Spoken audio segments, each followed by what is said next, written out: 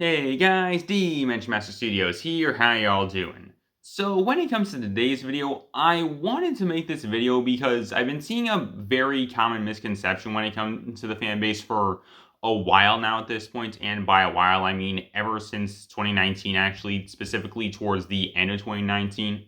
And again, I've still been seeing it to this day, and so I just wanted to make this video in order to try and clarify some things and answer some questions that people have in explaining this whole misconception and when it comes to the whole situation. And what is that I'm talking about? I am talking about the NetherRealm time difference. Let's get into the whole thing. Now, in case any of you are confused about this, what I mean by the NetherRealm time difference is this. During Season 11, we were introduced to the brand new realm of the NetherRealm, and something that a lot of people say is that when it comes to this realm, 2 days in Ninjago equals 60 years in the NetherRealm. This is because once Zane actually went into the NetherRealm towards the end of the Fire chapter, by the time the Ice chapter happened, apparently in the NetherRealm, 6 decades had passed. And this is supported by the fact that when it comes to this, both Zane and Lloyd say that time works differently when it comes to NetherRealm. And this has led a lot of people to assume that when it comes to NetherRealm, again, in the span of a short amount of time in Ninjago, a very large amount of time passes when it comes to NetherRealm, and everyone who lives in the NetherRealm, they are all dead up to this point. However, that isn't actually true, and here's why. Tommy Andreasen, the co-creator of the show, has actually confirmed on Twitter multiple times, believe it or not, that there is no time difference when it comes to NetherRealm. And the explanation as to why people say that there's a time difference and everything is because of this. Zane was actually sent back in time when he was sent to the NetherRealm. And when you think about it, that actually makes sense. Remember, Asphira wanted to send Wu to the NetherRealm, and according to Asphira, she wanted Wu to suffer like she did, only worse.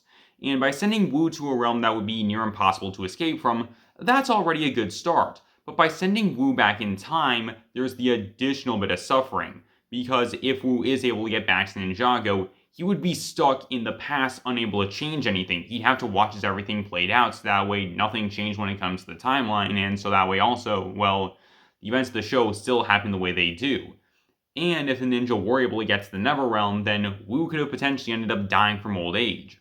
So again, when it comes to the idea of Wu getting sent back in time, like that was the initial plan that Asphira had, that actually makes sense when you think about it as to why Asphira would do that sort of thing. Plus, also, in the show, you can actually track the time as days pass when it comes to the NetherRealm, and see that when it comes to this argument, it actually is incorrect. Because when it comes to the events of the Ice chapter, they take place over the time of about a week or so. I think that makes sense when you look at it. And according to Akita, during the season finale, apparently it took a few more days before the ninja were actually able to make the portal in order to head back to Ninjago. So the ninja were in the NetherRealm for a little over a week, and when it comes to Ninjago, time passed the exact same way. Like, at least enough time passed so that way the news get a reporting about the ninja being missing, the events of the Absolute Wars could take place, and the events of the Kaiju Protocol were able to take place. All that stuff happened in about the span of the week. And if it is true that when it comes to the NetherRealm, apparently, 2 days in Ninjago equals 6 years in the NetherRealm, to the perspective of Wu and Pixel, the ninja, they should have only been gone for like about a few seconds to a minute maximum when you think about it. So there is no time difference when it comes to NetherRealm. Just no one knew that Zane was sent back in time. Also, one other thing that I do want to point out, also according to Tommy Andreasen, apparently when it comes to formlings, they actually age differently than humans, so I guess that means that even if there was some kind of time difference when it comes to Ninjago, Akita, Kataru, and all the other formlings, they would all be perfectly fine because apparently they age differently from humans.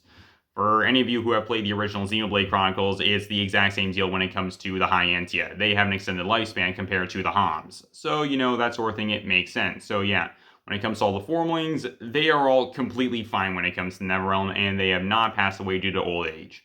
And so that's pretty much all I got for you guys.